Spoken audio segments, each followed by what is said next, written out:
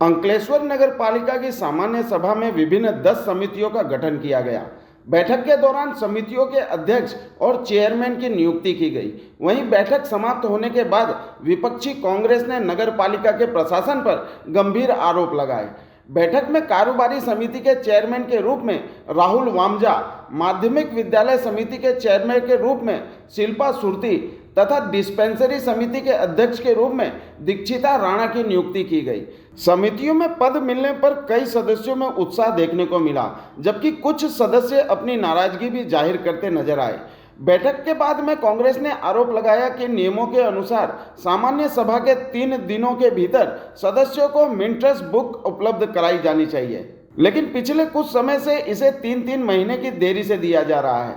विपक्ष का कहना है कि इस तरह की देरी से मिनट्स बुक्स में छेड़छाड़ की आशंका बढ़ जाती है। हालांकि कांग्रेस के इन आरोपों पर सत्ता पक्ष की ओर से अभी तक कोई आधिकारिक प्रतिक्रिया सामने नहीं आई है।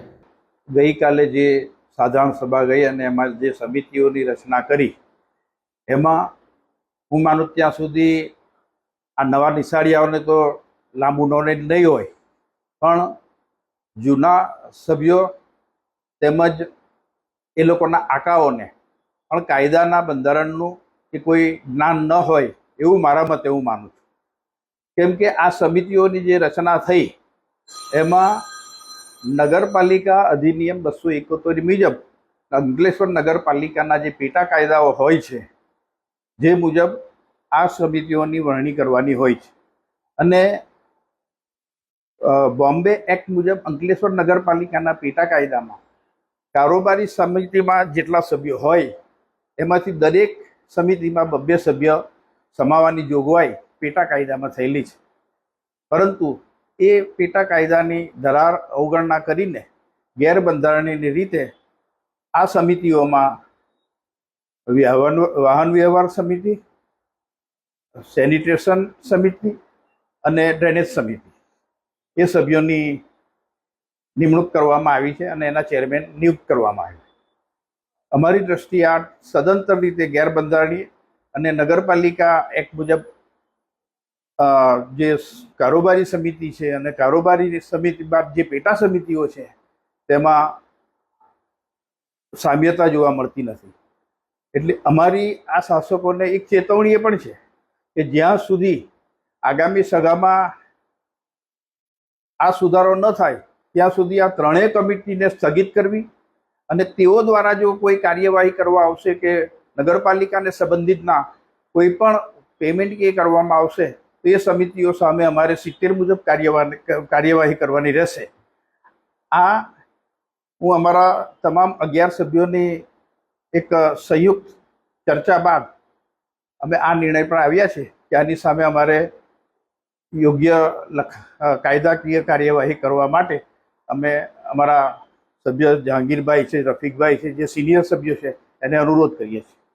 અંકલેશ્વર નગરપાલિકા સભાખંડની અંદર 17/7/2026ના રોજ એક સામાન્ય સભા મળી હતી, જેની અંદર 1 થી 15ના કામો હતા। કામ નંબર 3 જેની અંદરમાં સમિતિઓની રચના હતી, એ સમિતિઓની રચનાની અંદરમાં જે નિયમ અનુસાર થવું જોઈએ તે પ્રમાણે થઈ નથી। કારણ કે અહીંયા બધા બહુ ચાણક્ય નવા ચૂંટાઈને આવ્યા છે અને એ ચાણક્યો પોતાની જાતને બહુ મહાન સમજે છે। અમને ખબર છે કે સાંધાની સૂઝ નથી અને કેબિનમેનની એમને નોકરી મળી છે। વિકાસની ગાડી કઈ દિશામાં લઈને જશે એ તો અમને ખબર નથી, પણ આમનો જે ટોન છે એ ટોન ગેરવ્યાજબી, ગેરબંધારણીય અને પોતાની જાતને અહંકાર તરીકે સમજવું। અરે આટલી મોટી બધી સમસ્યાઓ, આટલી બધી કમિટીઓની રચના થઈ કે SC/STનો એક વ્યક્તિને પણ મૂકવામાં આવ્યો નથી સભ્ય તરીકે। એટલે આ વિચાર કરો કે આ લોકોની મનોદશા અને એમનું જ્ઞાન કેટલું ભારી છે।